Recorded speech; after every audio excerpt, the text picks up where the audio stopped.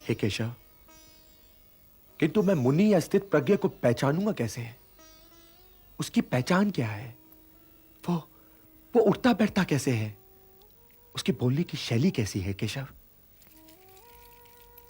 उसे पहचानने में तो कोई कठिनाई ही नहीं है पार्थ। प्रजहाति यदा कामान सर्वान पार्थ मनोगतान आत्मन्येवात्मना तुष्टः स्थित प्रज्ञस्तदोच्यते। उसी की भांति तुम अपनी कामनाएं त्याग दो, अपनी व्यक्तिगत अभिलाषाओं से मुक्त हो जाओ, सुख दुख से परे होकर अपने स्वयं में संतुष्ट हो जाओ पार्थ। तो ना तुम्हें दुख की अग्नि जला सकेगी और न सुख की वर्षा तुम्हें भिगा सकेगी। हे पार्थ, स्थित प्रज्ञ वो मुनि है जो सुख और दुख दोनों ही में समान भाव रखता है और कोई उसका यह संतुलन तोड़ भी नहीं सकता। जब उसके शब्द बाहर निकलते हैं तो मन में तैरते दुख और सुख से बाहर नहीं निकलते, बल्कि आत्मा की अथाह गहराइयों से बाहर निकलते हैं। वो मोह की भाषा नहीं बोलता, वो निष्काम कर्म की भाषा बोलता है। वो जब बैठता है तो कछुए की भांति अपने भीतर सिमट कर बैठता है और अपने स्वयं ही को दुर्ग बना लेता है, अर्थात उसकी इंद्रियां उसके वश में होती हैं और अपनी इंद्रियों को केवल वही अपने वश में कर सकता है जिसका अपना मन अपने वश में हो। हे पार्थ, ध्यायतो विषयान् पुंसः संगस्तेषु उपजायते संगात् संजायते कामः कामात् क्रोधो विजायते। क्रोधात् भवति सम्मोहः सम्मोहात् स्मृति विभ्रमः स्मृति भ्रंशात् बुद्धिनाशो बुद्धिनाशात् प्रणश्यति। हे पार्थ, सामान्य पुरुष विषय का ध्यान करता है और विषय का ध्यान उसे आसक्त बना देता है। इस आसक्ति या लगाव से काम का जन्म होता है। जब काम की पूर्ति नहीं होती तो क्रोध उत्पन्न होता है। जब क्रोध उत्पन्न होता है तो विषय के प्रति मोह और बढ़ जाता है और जब मोह और बढ़ जाता है पार्थ, तो सोचने की शक्ति भटक जाती है। जब सोचने की शक्ति भटक जाती है तो बुद्धि का नाश होता है और जब बुद्धि का नाश होता है तो मनुष्य का सर्वनाश हो जाता है। और हे कुंती पुत्र, तुम्हारा यह मोह तुम्हें बुद्धि के विनाश की ओर ले जा रहा है। तनिक सोचो पार्थ कि जिसके पास बुद्धि ही ना होगी उसे शांति कैसे मिल सकती है? वो तो शांति और अशांति में अंतर ही नहीं कर सकता, और जो शांति को अशांति से अलग तक नहीं कर सकता वो भला कैसे सुखी हो सकता है? हे पार्थ, जैसे पवन के झोंके नाव को भटका देते हैं, वैसे ही कामनाएं बुद्धि को भटका देती हैं। इंद्रियाणाम हि चरताम यन्मनो अनुविधीयते तदस्य हरति प्रज्ञाम वायुर्नावम इवाम्भसि। इसलिए हे महाबाहो, अपनी इंद्रियों को अपने वश में रखो, स्वयं ही उनके वश में न हो जाओ। पार्थ, यह बात ध्यान से सुनो और समझो कि जब संसार सोता है तब मुनि जागता है और जब संसार जागता है तब मुनि सोता है। ये सोना जागना क्या है केशव?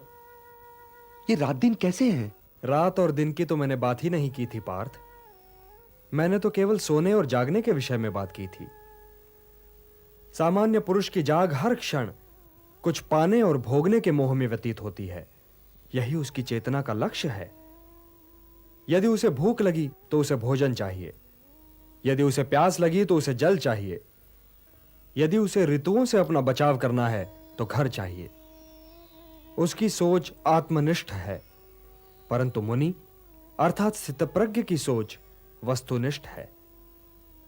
वो व्यक्तिगत भूख और व्यक्तिगत तृष्णा के परे देखता है।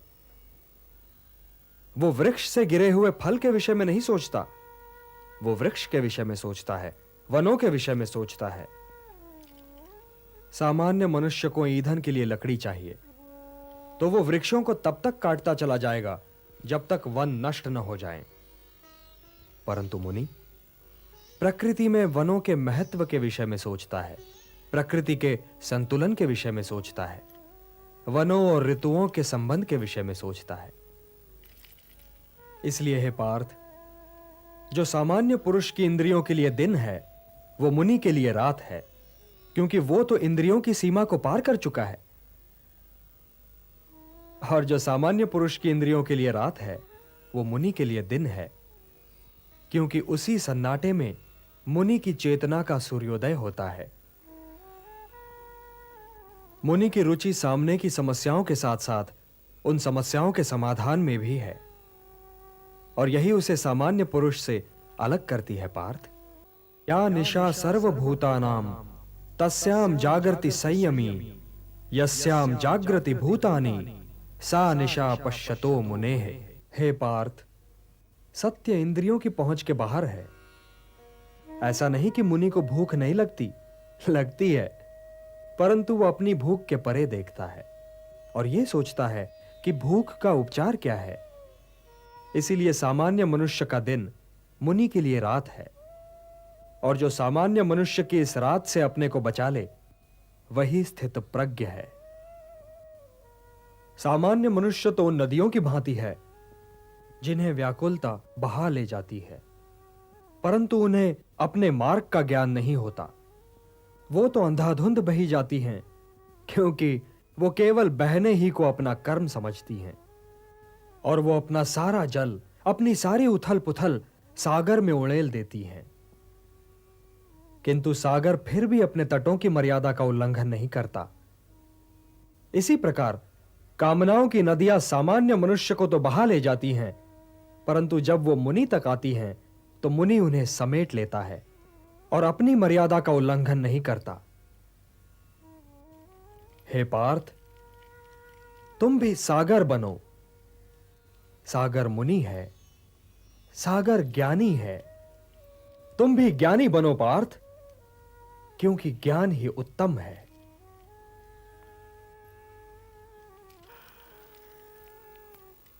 हे ऋषिकेश, हे योगेश्वर, हे ज्ञान मूर्ति, यदि ज्ञान कर्म से उत्तम है तो आप मुझे इस लोहू लोहान कर्म में क्यों लगा रहे हैं केशव?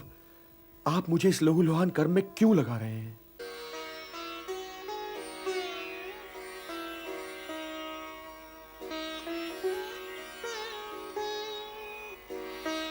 हे केशव, आपने तो मुझे उलझा दिया। यदि ज्ञान कर्म से उत्तम है तो फिर मैं यह भयानक कर्म करूं क्यों? क्यों युद्ध करूं केशव? क्यों ना मुनि बनकर मौन समाधि में चला जाऊं? मैं कल्याण का मार्ग पूछ रहा हूं केशव। कृपया मुझे मार्ग दिखलाइए केशव, मुझे मार्ग दिखलाइए। लोकेस्मिन् द्विविधा निष्ठा पुरा प्रोक्ता मया नघ, ज्ञान योगेन सांख्यानाम कर्म योगेन योगिनाम। हे निष्पाप अर्जुन, संसार में दो प्रकार के लोग होते हैं, अंतर्मुखी और बहिर्मुखी। जो अंतर्मुखी होते हैं वे स्वयं के भीतर जाकर ईश्वर को देखते हैं, यही ज्ञान योग है। और जो बहिर्मुखी होते हैं वे स्वयं से बाहर निकलकर उसे प्राप्त करने का प्रयत्न करते हैं, किंतु कर्म से छुटकारा नहीं, क्योंकि स्वयं के भीतर जाकर उसे खोजना भी तो कर्म ही है। हे कुंती पुत्र, मार्ग तो यही दो हैं, एक ज्ञान योग का और दूसरा कर्म योग का। हे केशव, तो फिर मैं ज्ञान योग के ही मार्ग पर क्यों ना चलूं?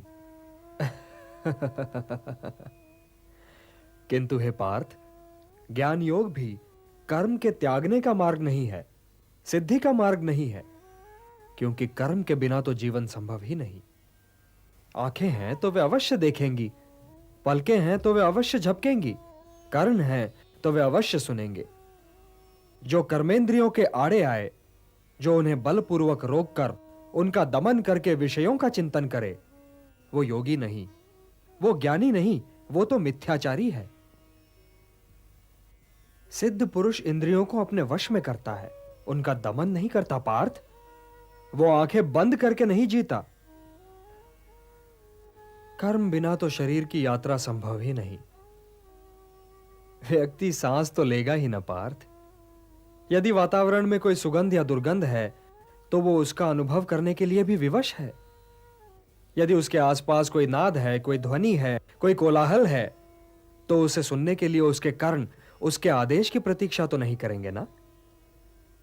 इसलिए जो अपने इंद्रियों को नियंत्रित रखे, जो उन पर अपनी चेतना का अंकुश लगाकर उन्हें कर्मोन्मुख करे, उन्हें कर्म की दिशा दिखाए, वही श्रेष्ठ है। वो अपने विकल्पों को समझता है पार्थ, और अपनी संकल्प शक्ति का प्रयोग करता है। और हे पार्थ, अपने नियत कर्म करना कुछ न करने से अच्छा है। अब यह भी ठीक है पार्थ कि आंखें देखती हैं, किंतु वे क्या देखें और क्या न देखें, इसका निर्णय तो ज्ञानी स्वयं ही लेता है। वो आंखों को देखने की, कर्णों को सुनने की और पांवों को चलने की खुली छूट नहीं देता। विकल्प के इसी मोड़ पर ज्ञानी और अज्ञानी के अंतर का भेद खुलता है पार्थ। इसलिए कर्म तो आवश्यक है, क्योंकि उसके बिना तो शरीर का निर्वाह संभव ही नहीं। किंतु हे पार्थ, ज्ञानी पुरुष की भांति कर्म करो, ज्ञानी पुरुष की भांति। नियतम कुरु कर्मत्वम कर्म ज्यायो यह कर्मणः शरीर यात्रापि चते न प्रसिद्धेत अकर्मणः। यज्ञार्थात् कर्मणोन्यत्र लोकोयम कर्म बंधनः तदर्थम कर्म कौन्तेय मुक्त संगः समाचर। हे कौन्तेय, कर्म ऐसे करो जैसे यज्ञ किया जाता है, क्योंकि कर्म ही यज्ञ है और इसका स्रोत स्वयं अविनाशी ब्रह्मा है। इसलिए कर्म का मार्ग सीधा ब्रह्मा तक जाता है। और इसीलिए जो व्यक्ति सृष्टि चक्र चलाने में योगदान नहीं करता, उसका जीवन मूल्यहीन हो जाता है। तुम इस मूल्यहीनता की ओर न जाओ पार्थ, तुम इस मूल्यहीनता की ओर न जाओ। जो व्यक्ति केवल अपनी समस्याओं के विषय में सोचता है, वो तो पापी है। इसलिए तुम इस मोह जाल से निकलकर अपने कर्तव्यों को पहचानो पार्थ, और उनका पालन करो। हे पार्थ, कर्म फल की इच्छा ही मार्ग में बाधा है। कर्म फल की इच्छा ही तो व्यक्ति के गले में बंधा हुआ वो पत्थर है जो उसे स्वयं की तहों से ऊपर उठने ही नहीं देता। यही तो व्यक्ति को समाज से काट देता है और उसे व्यक्तिगत लाभ और व्यक्तिगत हानि की दलदल में ढकेल देता है। समाज तुम में नहीं है पार्थ, तुम समाज में हो। इसलिए लोक संग्रह और लोक कल्याण ही को अपना परम कर्तव्य मानो, क्योंकि जो समाज के लिए कल्याणकारी होगा वही तुम्हारे लिए भी कल्याणकारी होगा। जो कर्म लोक संग्रह के लिए होगा पार्थ, उसी के द्वारा तुम्हें सिद्धि प्राप्त होगी। व्यक्तिगत लाभ से तो पाप की गली निकलती है, क्योंकि वो तो स्वार्थ सिद्धि के लिए व्यक्ति को भटका देता है। और हे पार्थ, यह भी न भूलो कि तुम एक महान पुरुष हो, और लोग तुम्हें दृष्टांत मानकर तुम्हारे पीछे पीछे काम और स्वार्थ के मार्ग पर चल पड़ेंगे, क्योंकि एक श्रेष्ठ व्यक्ति का आचरण तो दूसरों के लिए दृष्टांत बन ही जाता है। मुझी को लो। न मे पार्थास्ति कर्तव्यम त्रिषु लोकेषु किंचन नानवाप्तम अवाप्तव्यम वर्त एव च कर्मणि। त्रिलोक में मेरे लिए कुछ करना आवश्यक नहीं पार्थ, और त्रिलोक में ऐसा भी कुछ नहीं जिसे मैं प्राप्त करना चाहूं और प्राप्त ना कर सकूं। फिर भी मैं तुम्हारे सामने हूं, कर्म कर रहा हूं पार्थ, कर्म कर रहा हूं। यह दिखला रहा हूं, यह सिद्ध कर रहा हूं कि निष्काम कर्म के मार्ग पर चलते हुए जीवन व्यतीत करते हैं।